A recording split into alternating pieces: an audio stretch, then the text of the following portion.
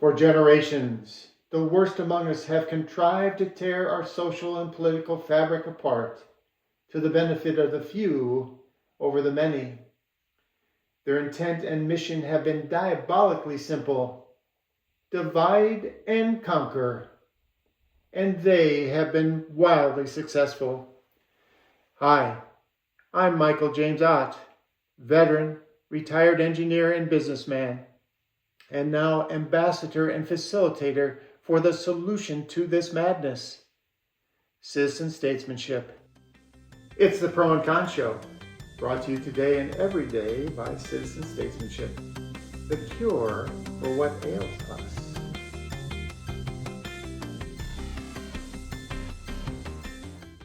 Hey there, welcome to the Pro and Con Show. I'm Michael James Ott. And I'm Mindy Bergen, and we're your co-hosts today for the Pro and Con Show. It is wildly important to say that supporting and spreading the word about our project here, Citizen Statesmanship, is important and impactful. So subscribe or follow or whatever it is that you need to do, depending on the format that you're following along with us. Talk to your friends, talk to your family, talk to your neighbors about our only chance for a brighter tomorrow. Citizen Statesmanship is the cure for what ails us. It is the antibiotic for our infections. It is the perfectly tailored chemotherapy for our cancer. It is the wildly successful vaccinations against polio and smallpox. It's the miracle pill, Mindy, that will cure what has ailed human society for centuries. And we're going to do this. We must take it. We must take it. So we're finally on to today's topic. And today's topic is, what is money really? And before the show, Minnie and I were talking that there's money, and we're going to talk about money a fair amount here, but a part of the show is just, there's one of the strengths of humans is that we're capable of doing these abstract thoughts, meaning there's, like my hat's here in front of us, we're not talking about something solid, we're talking about something that's kind of a mythical thing, like our future, for example. So when you were, and I think we talked about Sapiens, a brief history of humankind, and I know you're wildly busy in your life, as is, again, the extraordinary, ordinary people. Mindy's one of the many extraordinary, ordinary people. There are billions of us around the globe. And just like all the other extraordinary, ordinary people, she's quite busy, right? With her daily life and her family and just getting things done and meals and. Running the hamster wheel, that's what I always say. Doing all this stuff, okay? But the Sapiens book, which we've mentioned several times during these podcasts, is a great way to understand a lot about humans. And it's really important that we understand ourselves. And one of the things is these different abstract concepts, money being one of them. Okay, and it can be a wonderful strength. And just to imagine, whether you're watching or listening, like an architect stands in front of an empty lot, right? And this person has a vision of what the hospital that they're supposed to build is going to look like, or whatever, right? It's this visioneering or something. I think there was a book called that. I don't know if it was a good book or not, but it's this ability to think about things. And it really sets us apart. And again, if you read Sapiens, and as we say many times on the show, we have no sponsors or anything like that, so they are not, the whatever is Harari, the author of the book, or the publisher. No one's he doesn't pay you to say that. No one's paid us to say anything about it. It's just really an excellent book. And it's a big book. It's a lot of reading, but I shared with Michael, I kind of did a scan of it and picked some parts out to read, but kind of to get a survey of, because it's an incredibly important work. Someday I will read it word for word, but I would encourage people to take a look at it. Right. But as you were skimming through it, these powerful abstract concepts that we're able to manipulate in our powerful minds. That's one of the reasons why we're so adaptable and prolific. And so unlike any other species on the planet, because of our ability to kind of think about the future, think about what might happen, we're incredibly adaptable, right? Yeah, I would say the flip side of that, maybe the con Okay. to your pro, is that we tend to take those abstractions and we make them very concrete in our heads. So to us, money is something that's very concrete. The border to our countries are things that are very concrete. Religion might be something that's very concrete. But they are still truly abstract constructs, which I think leaves them more malleable sometimes than we like to think of them. But these are just things we decided are a certain way, and so they are. Yes, and yes. So we do the pro and con show because exactly there's pros and cons.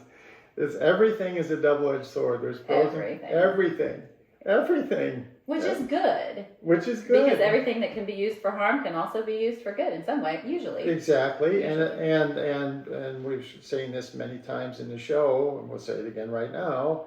When we, the extraordinary, ordinary people, are kind of working through this, good things happen. Yes. Good things happen. But then you have the small percentage of our population, we call them narsoles. We have countless shows that talk about them and their traits and stuff like these are the bad people. And they have been manipulating us good people into doing things. And again, because they have the tools also to abstract think and talk and tell stories and, have their way. Abuse those abilities. Those abilities. So that's the pro and con.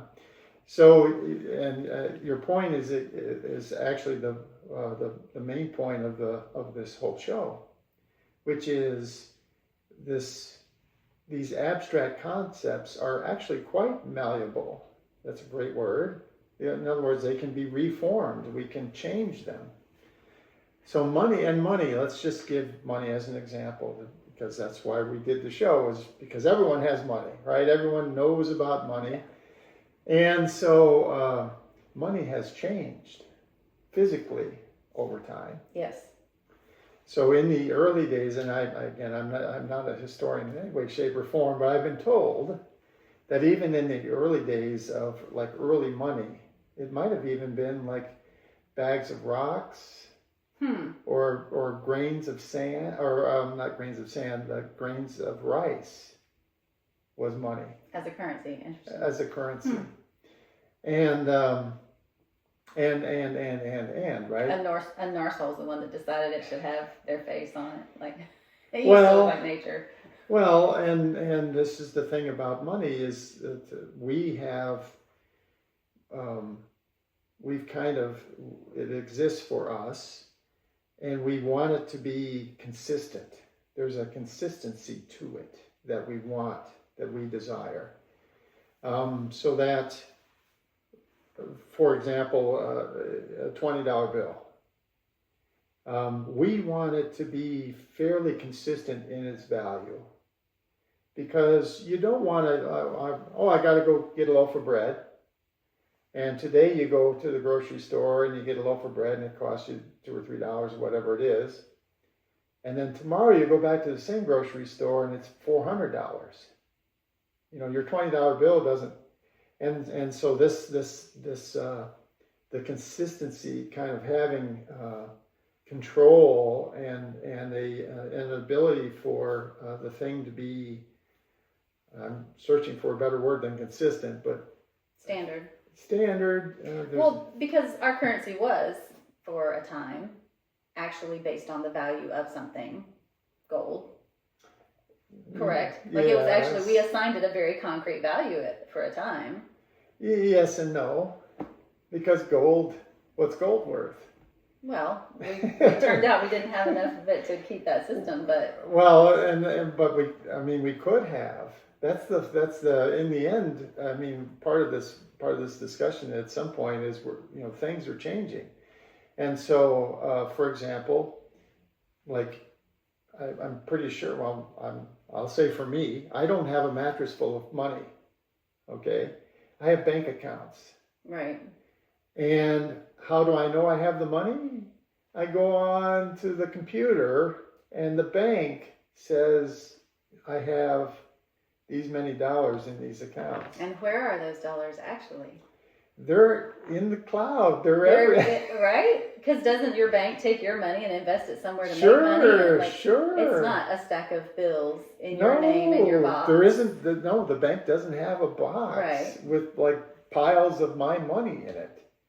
So when abstractions, like they become unabstract in times of crisis, right? When everybody runs to the bank to try to get their money out at the same time, like all of a sudden our abstract idea can fall apart real quickly. Yes, and it depends on us, and so to your point there is and our choices. So there's an old movie. It's an old favorite of mine.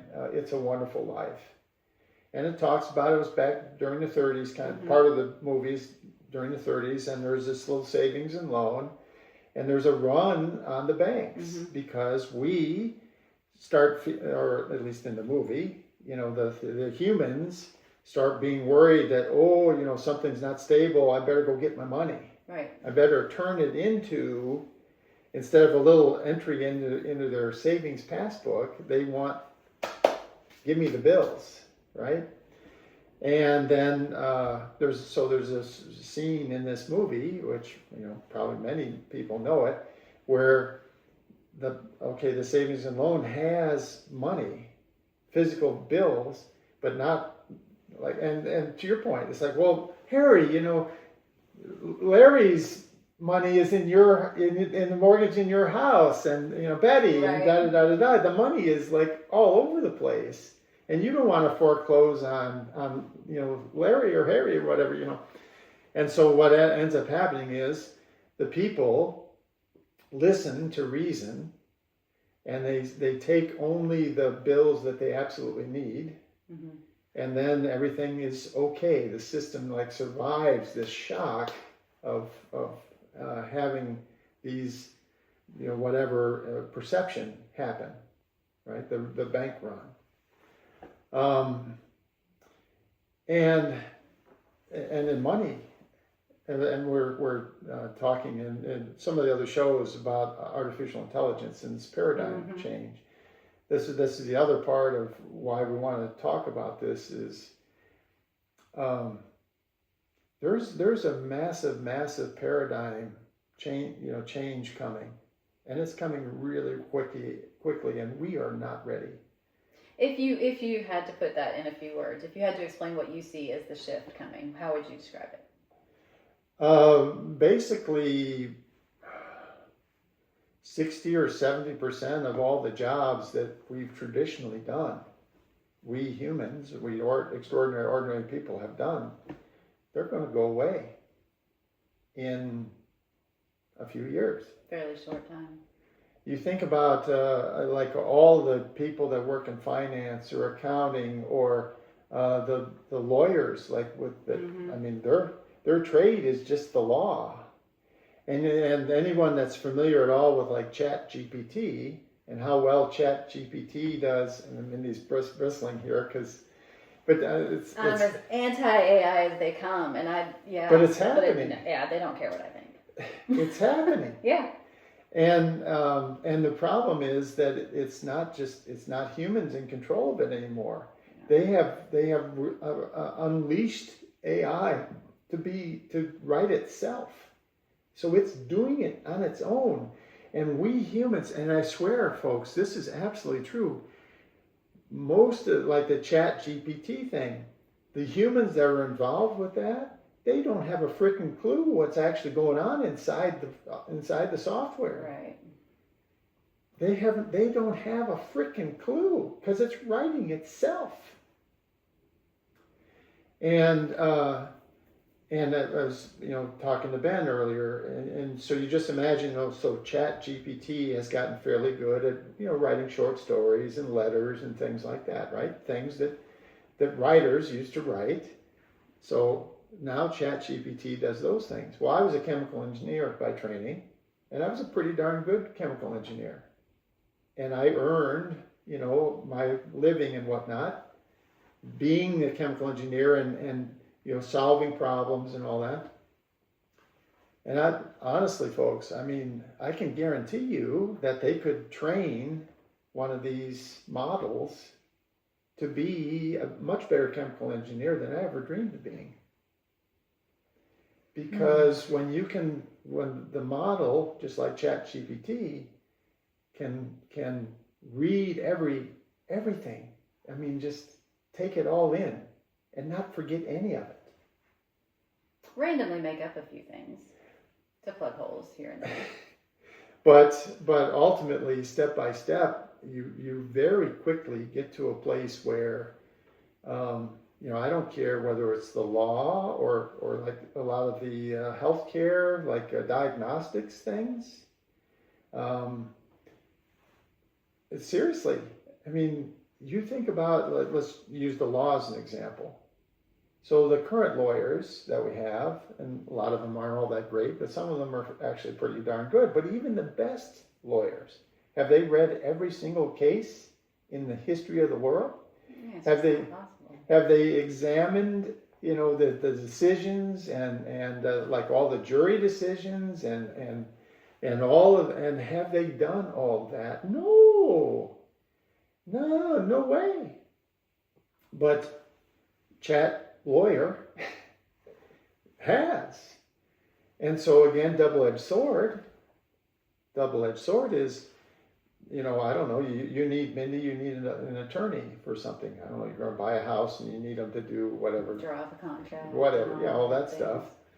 Well, guess what? In very short order, you're going to be able to do that with an online thing, and it's going to do a far better job than any attorney you could hire, any human attorney that you could hire. And the incremental cost of doing that, once the software is available, is nearly zero. And so then this is where we get into narsoles versus extraordinary ordinary people and who's going to be in charge, because if it's the extraordinary ordinary people, well, at least we're getting great legal advice for free or something close to it. But if the narsoles are in charge, they're going to say, well, I'm going to keep this great legal advice to myself. I'm going to win every case, and I'm going to take all the money, all the freedom, all of our lives away, both literally and figuratively, right? Do you see? Yeah. So bring it around to the concept like money or these abstract ways of thinking. How does this paradigm shift affect these abstract concepts? So now let's just say that the audience out there will accept that, wow, a lot of us aren't going to be doing the jobs. There's going to be software packages or in or outside of humanoid robots. Doesn't seem to matter. It depends. Right. But okay, they're going to be doing all this stuff. They're going to be the doctors. They're going to be the lawyers. They're going to be the engineers. They're going to be the whatever. And then you think about how human society has been run for hundreds and hundreds of years. We did all those things, and it was partly job satisfaction, and then partly value, right? So, for example, a human brain surgeon would get, I don't know, let's say $500 an hour to be a brain surgeon, because this is a very specific thing, and if you need your brain operated on, you're willing to pay, right? Because we need our brains. But now, no, there is a wonderfully better robotic brain surgeon who's going to do the work 10 times better than any human brain surgeon ever did. And so now the guy who had value at $500 an hour, let's say, arbitrarily, is nothing. The whole paradigm behind how we, kind of had money and then kind of traded value for what we were doing, it goes away. It really, and this is coming really fast. And it's not just me saying this. This is, there are dozens of some of the greatest minds around the world, Harari being one of them. And they're all saying, wow, this stuff is changing and we just aren't ready. The whole paradigm behind, so for example, and I'm not saying anything negative about any of these, I'm just saying it's kind of the way it was. For example, if you go around and collect refuse, if you're a garbage man, and you go around and you collect that, you earned a certain amount of money, but it wasn't all that much. And then if you're a brain surgeon, you earned a whole lot more, but you were trained in special tasks and all that other stuff. And we all kind of are comfortable with that, more or less. But now, well, the garbage gets picked up by the robots and the brain surgery is done by the robots. So how do any of us buy groceries? This is the thing, that this is the reason why one of the urgencies behind extraordinary, ordinary people like getting into leadership positions, because we have to figure this out.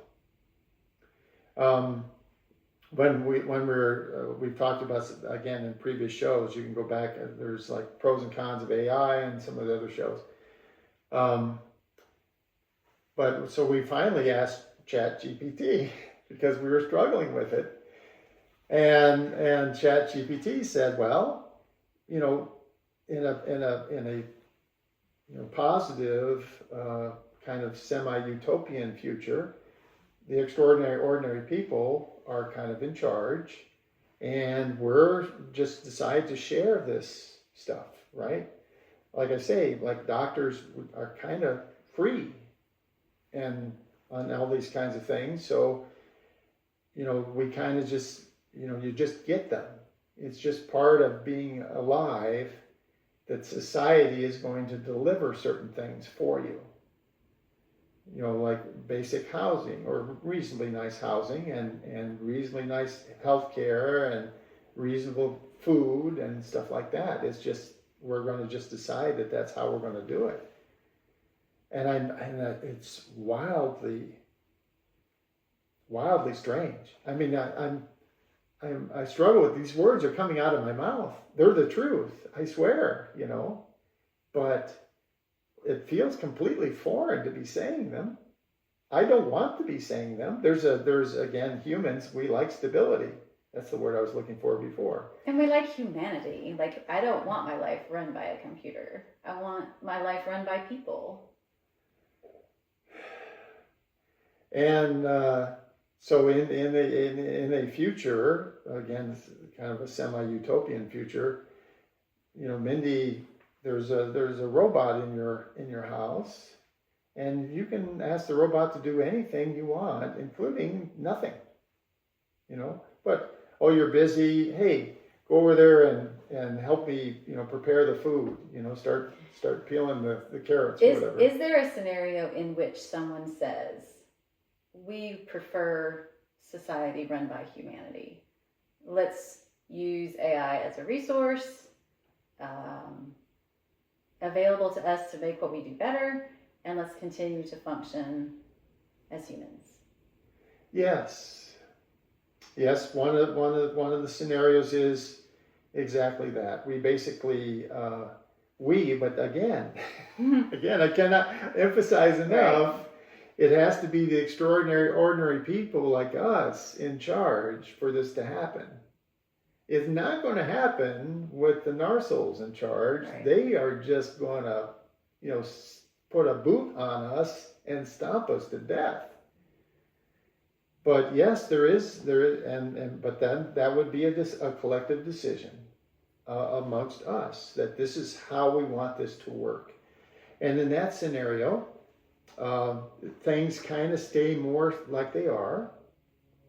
And what we do then as humans is we say, okay, we're going to do all the jobs that we want to do. And really the robots are going to be reserved for the stuff that is really bad for us. Like there's a chemical spill, and we need to go clean it up, and maybe there's some things in there that have to be rescued from the chemical spill, so we send the robots in. Or you're in a factory environment, like our friend Ben, he works in the automotive industry, and so he goes to work, but there's no way that he's going to lift any heavy things that might cause back problems or whatever. And so the robots, do those things. They literally do the heavy lifting in that case. So it's really no different than the world has always been.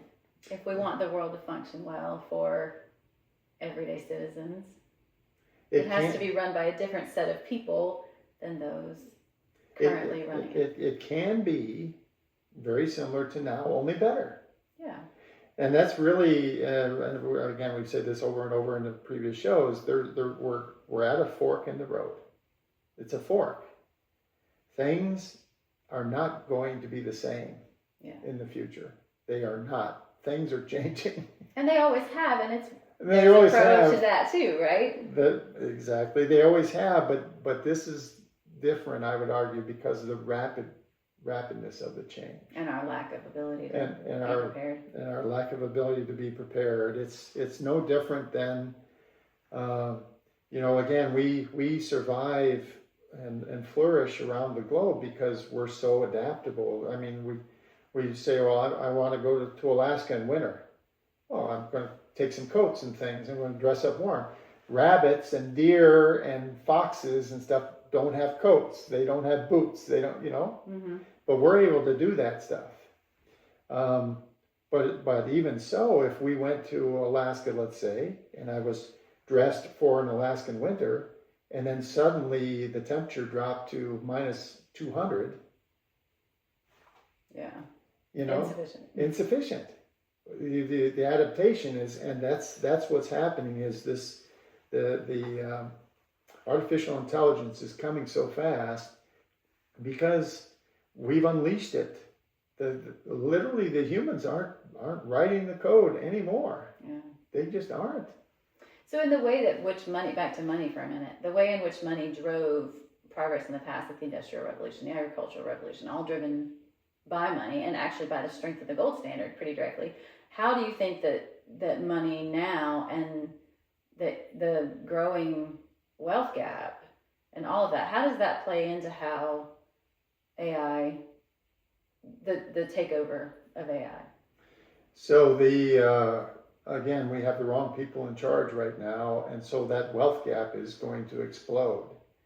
I mean, it's been getting worse and worse and worse, but it's just going to explode. Because what's going to happen is the very worst among us don't need regular humans anymore. They're going to have robots.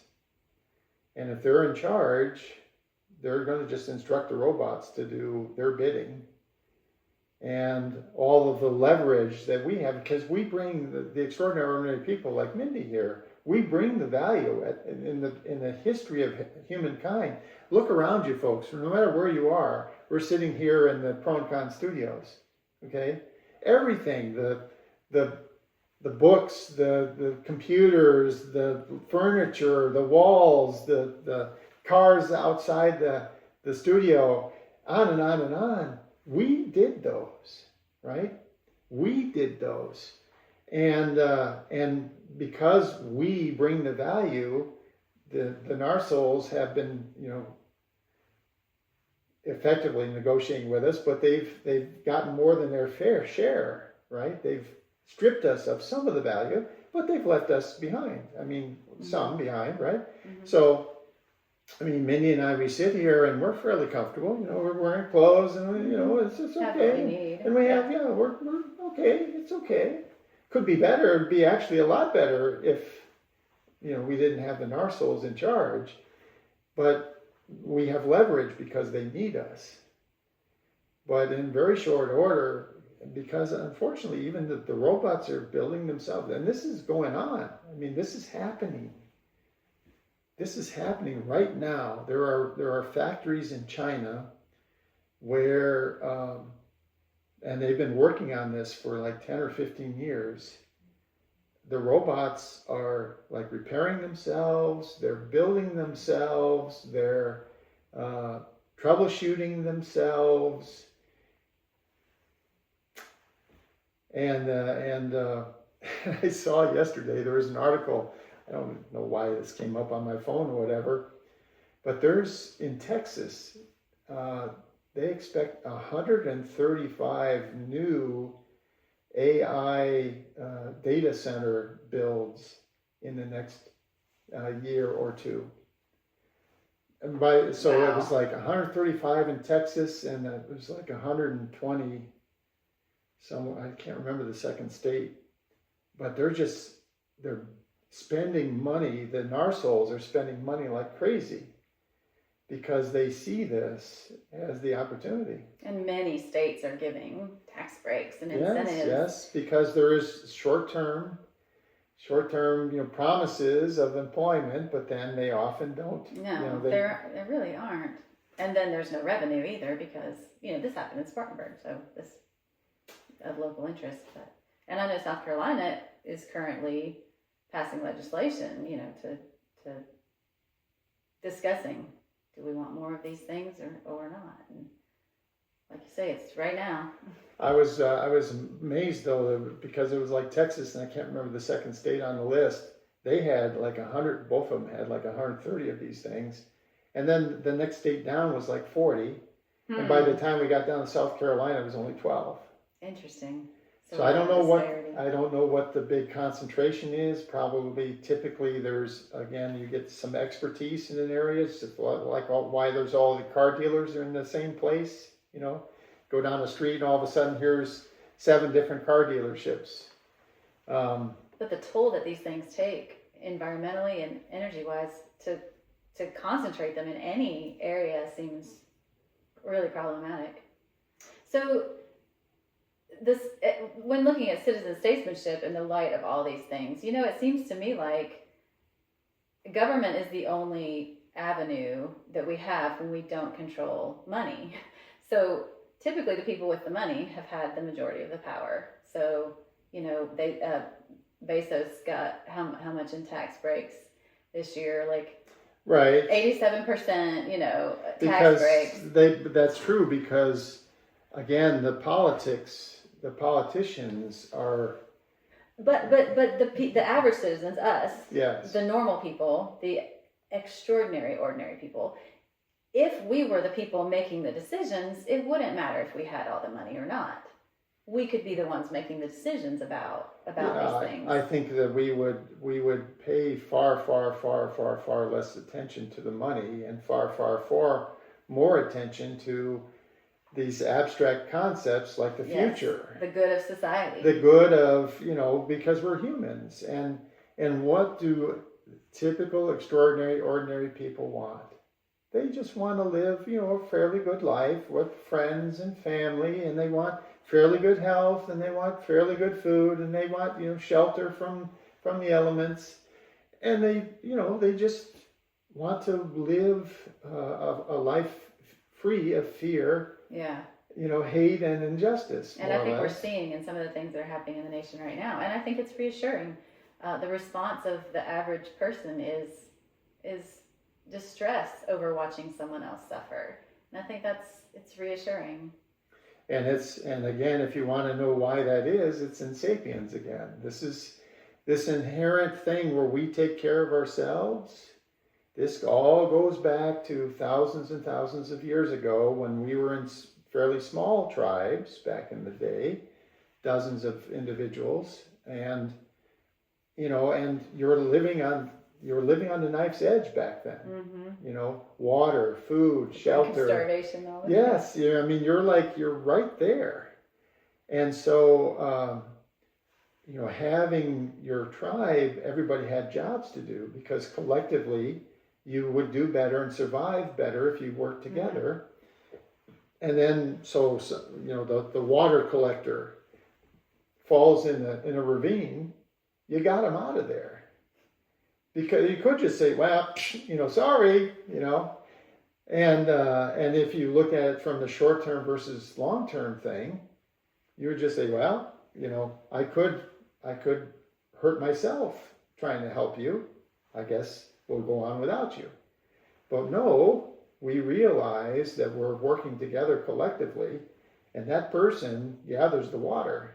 And if they're not gathering the water, who's going to gather the water? And remember, folks, you know, back then, you were on the knife's edge, right? It's not that different now. It is and it isn't. We still need each other. We're still on a bit of a knife's edge. That is true. It's just that back then, you know, if you didn't get food in like 48 hours or something, you were dead.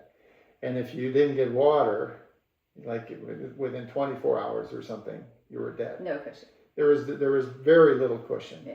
And these days, we extraordinary, ordinary people have maintained enough of a say in it. Yes, that's true. Yes, that is true. That is true. There are, I think, a couple billion people around the planet that still are living on the knife's edge. That is true. That is true. And unfortunately, the people in charge have made it more so in the last. They're working to make it worse. That's the narsoles. And we've talked about it many times. They're empty inside. From our perspective, from the perspective of extraordinary, ordinary people, these people are empty. They don't have love. They don't have compassion. They don't have friendship. All they have left to them is, well, can I make a pile of gold coins? And you know, can I have some fun manipulating other people? That's entertaining. They manipulate just for entertainment's sake. And then also the only thing that I know, the only thing, I have no feelings really. I'm just gonna, you know, I can count. Yeah, success is measured only in wealth. I can count. The accumulation of wealth. So I'm just gonna accumulate wealth and then power, the two things that because, you know, it's fun to manipulate. And I mean, of course, it's great to have just like in the future. And that's why the robots, they're targeting these robots because, hey, I can tell the robots what I want them to do. And unlike the EOP, they're never going to argue with me. And I don't even have to feel bad about it. And I don't even have to feel bad about it. Not that they would, because they don't feel that. They don't feel those things. That's the thing. And it's so foreign. It is so foreign for us, the extraordinary, ordinary people. It is so foreign for us because we're not that way. You know, it's so foreign for us to not feel compassion, to tell lies and not feel like internal angst and whatever. And that's why the lie detectors work. Because for normal people, triggers your nervous system. It triggers you because that's not, we're the good people, and we are, and the vast majority of the people on the planet, we're all just like us. And there's this tiny fraction. They're dead inside.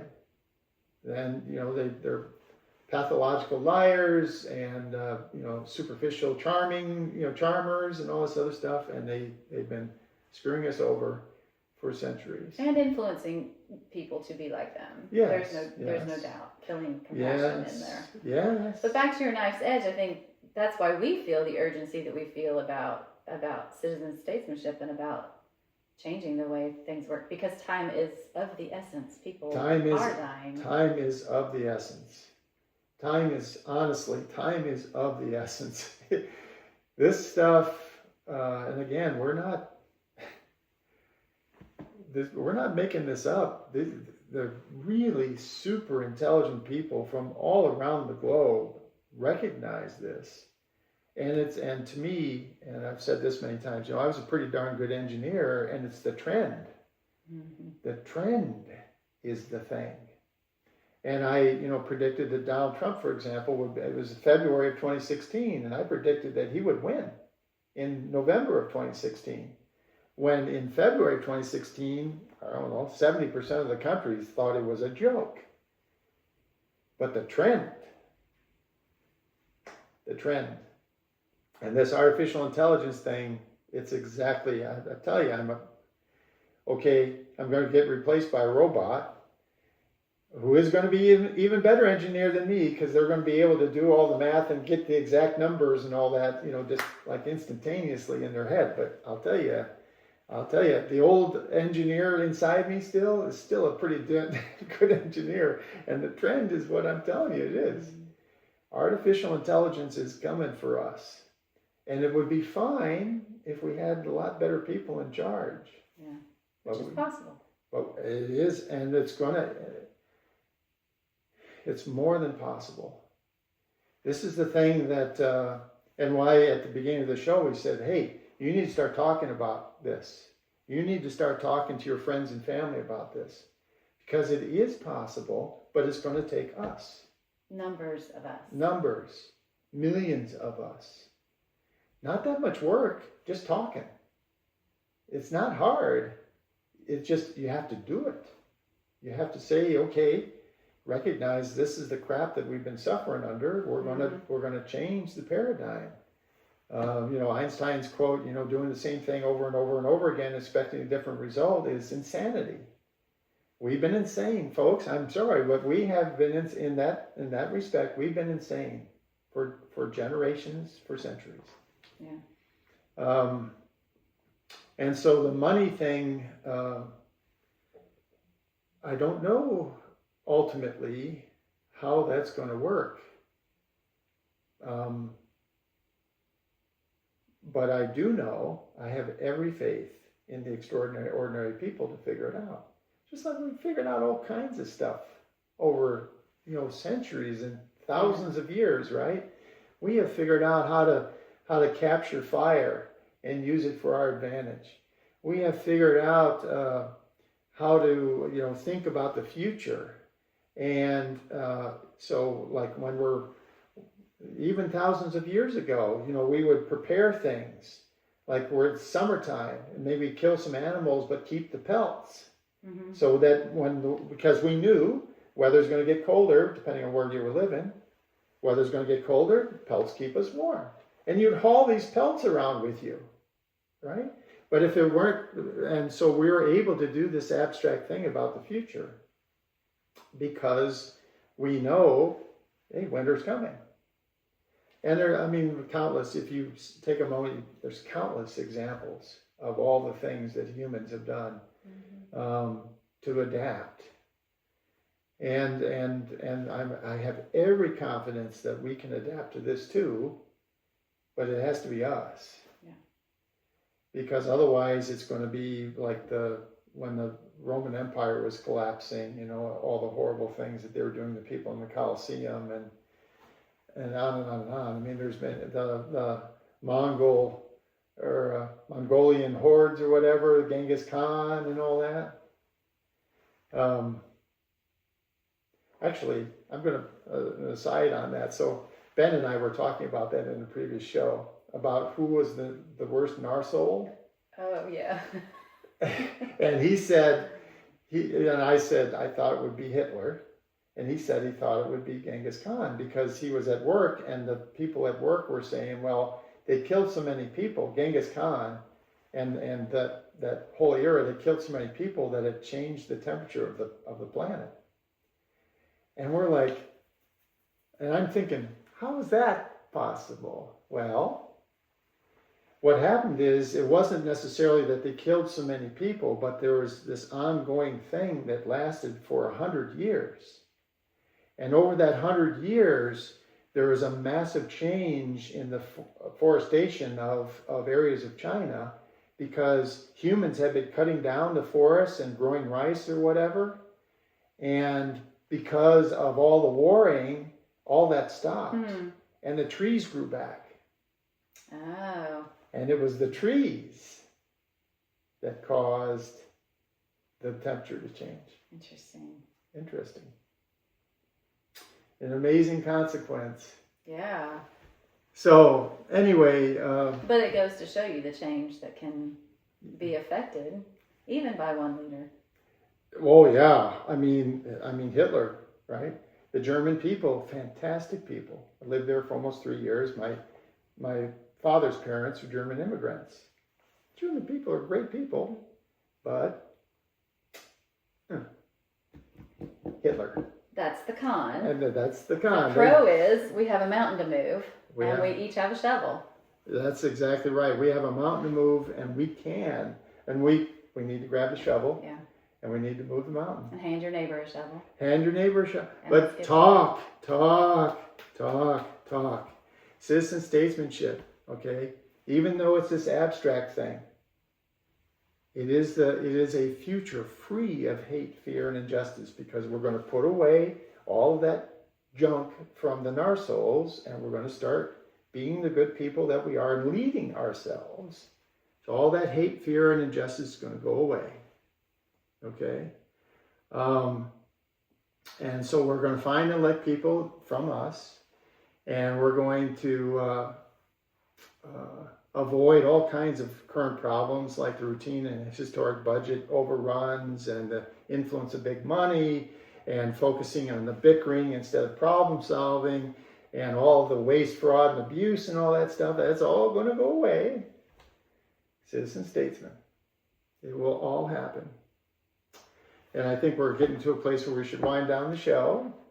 So Mindy's been a great co-host. Thank you, Mindy, for being here Very with us. interesting discussion. So as we wind up the show, we point out that we're volunteers and ambassadors for this new future that we admit is a little bit abstract, but it's going to be fabulous. Mm-hmm. And it's going to feature citizen statesmen. Our next show is brimming with awesome sauce. It's called You Have Nothing Better to Do. And we'll see you for the next show.